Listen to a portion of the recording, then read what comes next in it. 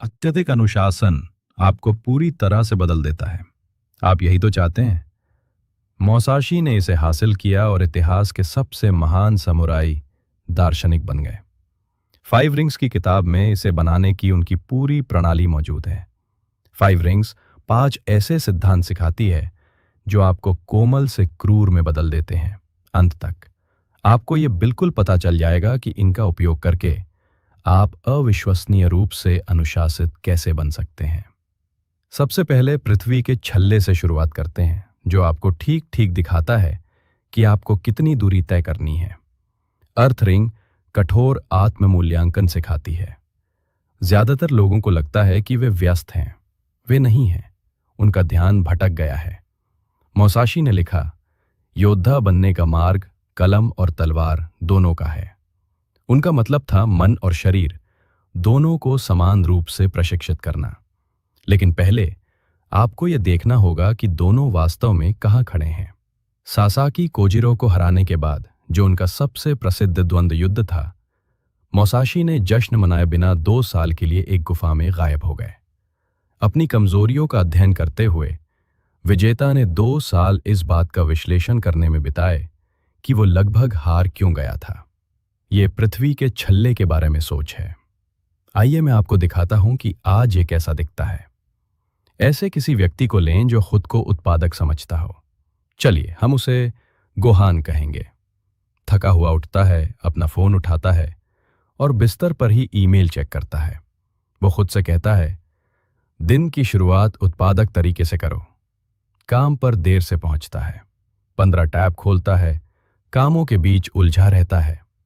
Lunch break 90 minute YouTube देखने में बीत जाता है। दोपहर में और अधिक टैब स्विच करना और अधिक फोन चेक करना। 7 बजे तक घर पहुंच गई। व्यस्त रहने के कारण पूरी तरह थक चुकी थी। क्या ये जानी पहचानी सी बात लग रही है? गोहान ने 1 सप्ताह तक हर मिनट अपने वास्तविक समय के उपयोग को ट्रैक करने का फैसला किया। परिणाम क्या रहे? वो रोजाना 6 घंटे फोन पर बिताता है। 2 घंटे का वास्तविक एकाग्रतापूर्ण कार्य, 8 घंटे की व्यस्तता से कुछ भी हासिल नहीं हुआ। पृथ्वी के वलय का सिद्धांत। छोटी से छोटी और बड़ी से बड़ी बातों को जाने।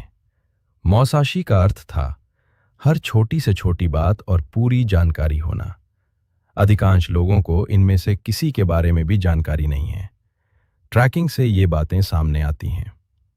आप व्यस्त नहीं हैं, तुम कमजोर हो। आपको समय की कोई समस्या नहीं है, आपको एकाग्रता की समस्या है। आपको और घंटों की आवश्यकता नहीं है, आपको उन्हीं का उपयोग करना होगा जो आपके पास है। गोहन के खुलासे का गहरा असर हुआ। वो समय के विरुद्ध संघर्ष करने वाली कोई उत्पादकता मशीन नहीं थे। वो ध्यान भटकाने का आदी था और खुद से झूठ बोलता था। उनका व्यस्त कार्यक्रम व्यर्थ की गतिविधियों से भरा था। उनके थका देने वाले दिन स्वयं के कारण ही थे। अधिकांश लोगों को पता चलता है कि वे वास्तव में प्रतिदिन 2 से 3 घंटे ही उत्पादक होते हैं। बाकी सब दिखावटी काम, समय बर्बाद करने वाला काम और प्रयास के नाम पर टाल मटोल करना है। इसी वजह से प्रेरणा काम करना बंद कर देती है। आप स्वयं को भ्रम से बाहर नहीं निकाल सकते। आपको सबसे पहले धरती के प्रति सच्ची ईमानदारी की जरूरत है। हर चीज पर नजर रखें, इस कड़वी सच्चाई को देखें।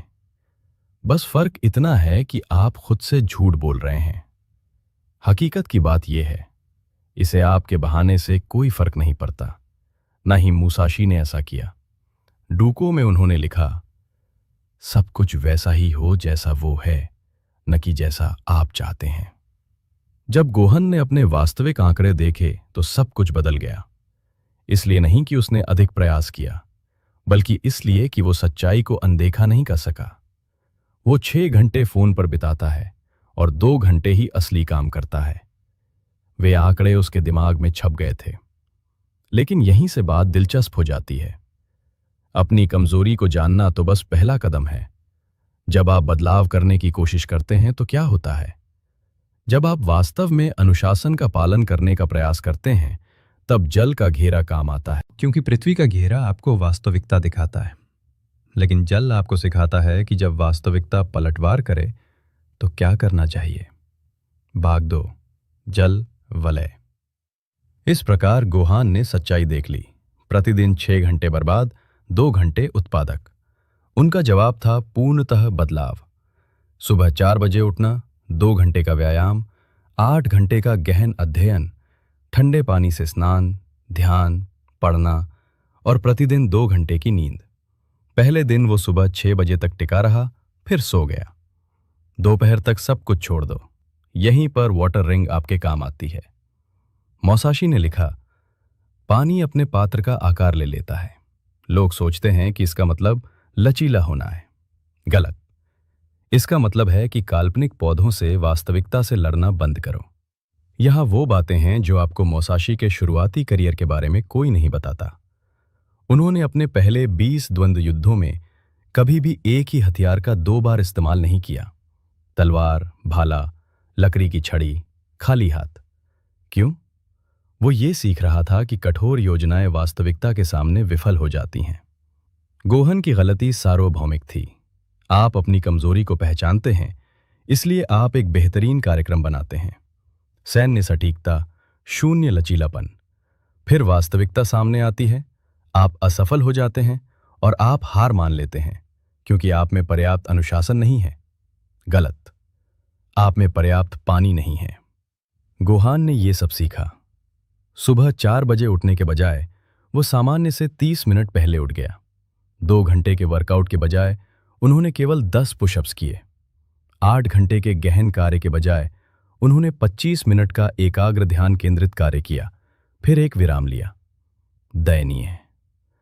गोहन यही सोचता रहा जब तक कि दूसरे सप्ताह में उसे यह एहसास नहीं हुआ कि उसने बिना एक बार भी असफल हुए 175 मिनट के केंद्रित अभ्यास में 70 पुशअप्स कर लिए हैं।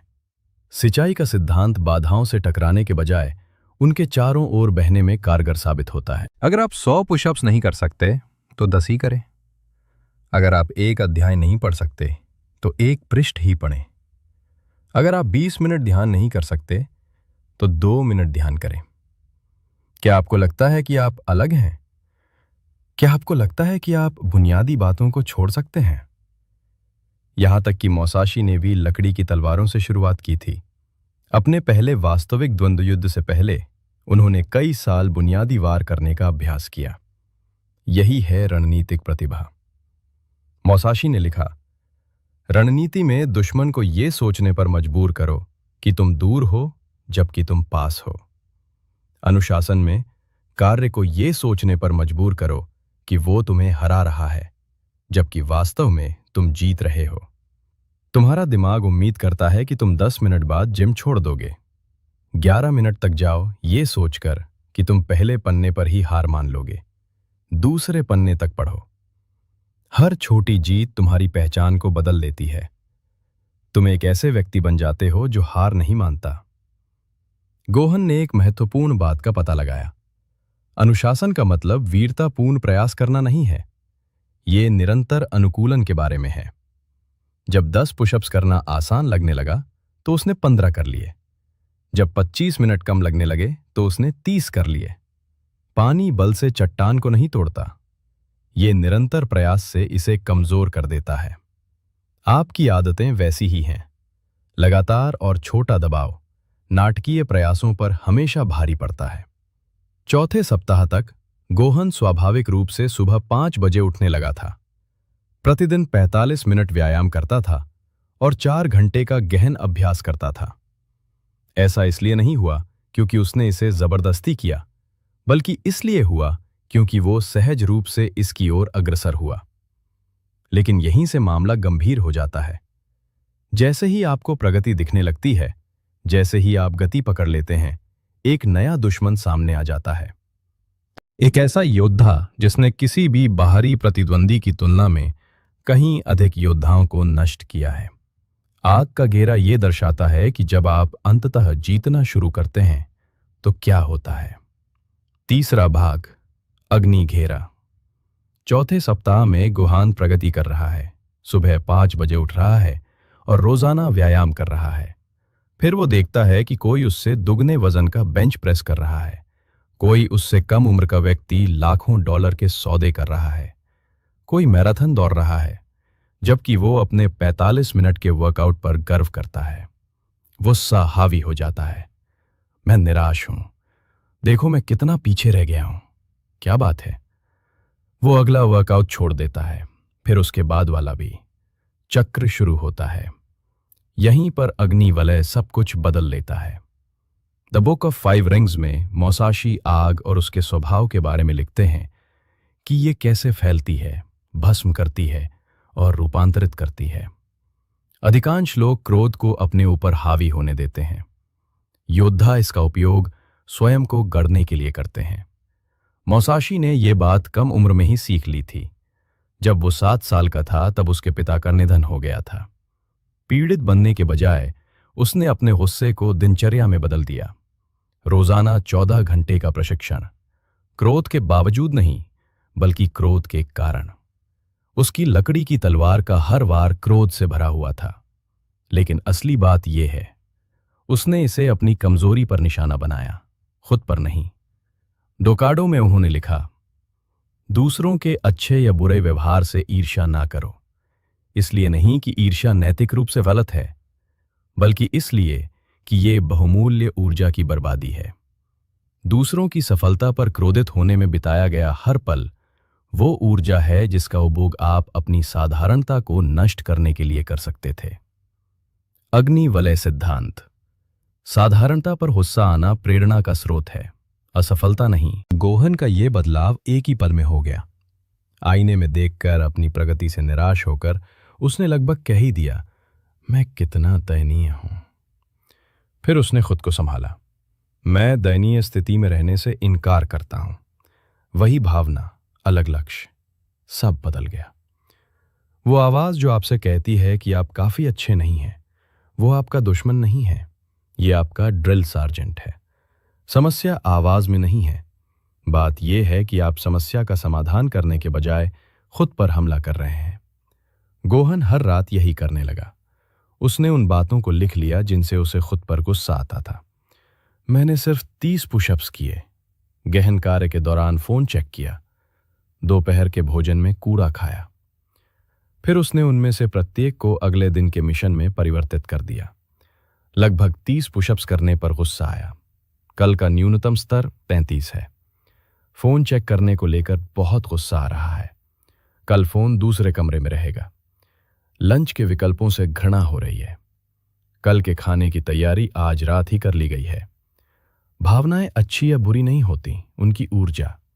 सवाल यह है कि आप उन्हें किस दिशा में लक्षित करते हैं। अपना गुस्सा खुद पर निकालें। तुम स्वयं को नष्ट कर लोगे। इसे अपनी कमजोरी पर निशाना बनाओ। आप विकसित होते हैं। गोहन ने इस दैनिक अनुष्ठान का पता लगा लिया। सुबह अपनी वर्तमान स्थिति के बारे में जो चीजें आपको नापसंद हैं, उन्हें स्वीकार करें। शाम उस नफरत को कल की योजना में बदल दें। सकारात्मक कथन नहीं, रचनात्मक क्रोध। 2 सप्ताह के भीतर ही उनकी प्रगति 2 गुनी हो गई।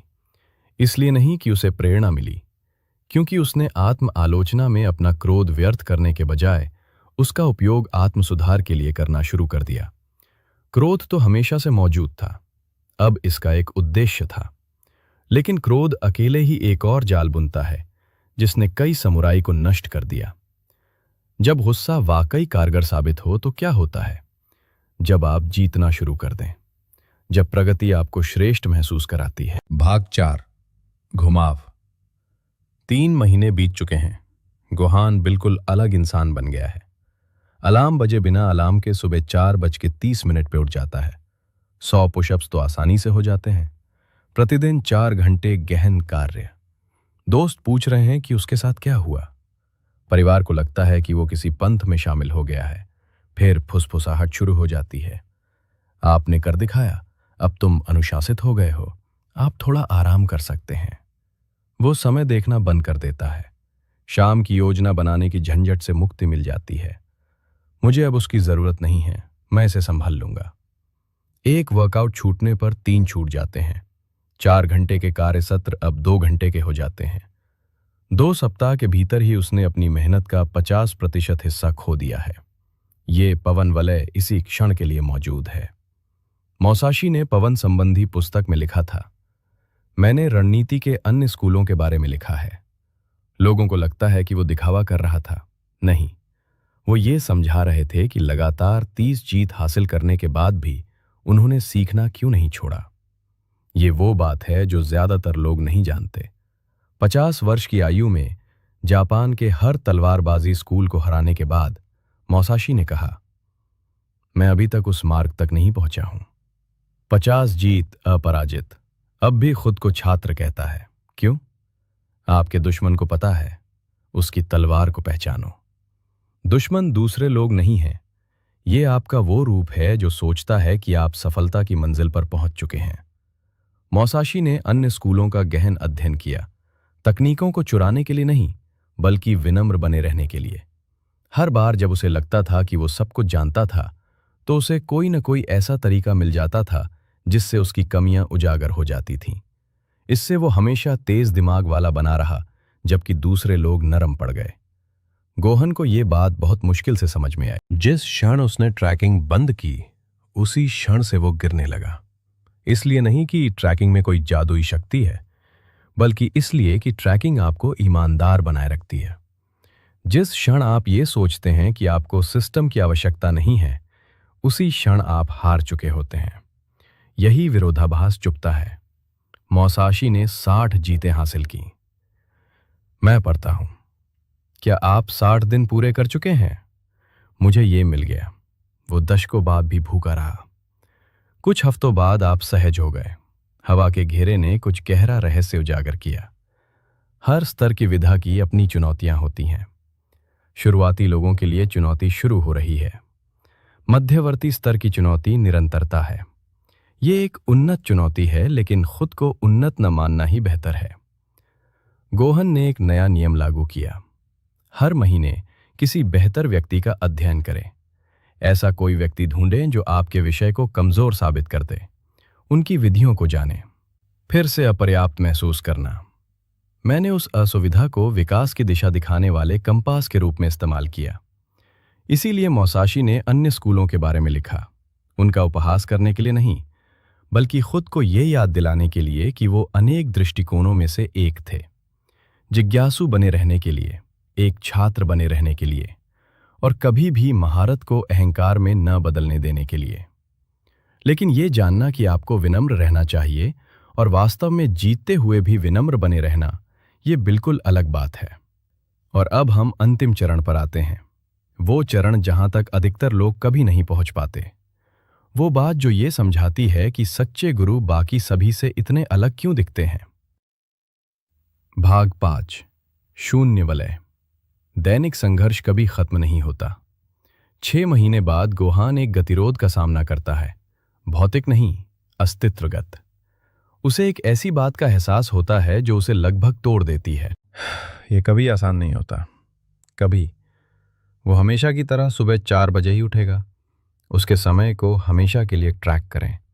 उसकी कमजोरी से हमेशा के लिए लड़ो। ये सोचकर ही उसे घिन आती है, ये कब समाप्त होगा? मुझे अनुशासित रहने का मौका कब मिलेगा? कभी नहीं। वॉइड रिंग यही सिखाती है। मौसाशी के काम में ही इसका जवाब छिपा है। हर चीज को वैसे ही स्वीकार करो जैसी वो है। हार को वास्तविकता के अलावा किसी और रूप में स्वीकार नहीं करना चाहिए। और वास्तविकता ये है कि अनुशासन एक युद्ध है, और युद्ध कभी समाप्त नहीं होता। शून्य में सद्गुण है, बुराई नहीं।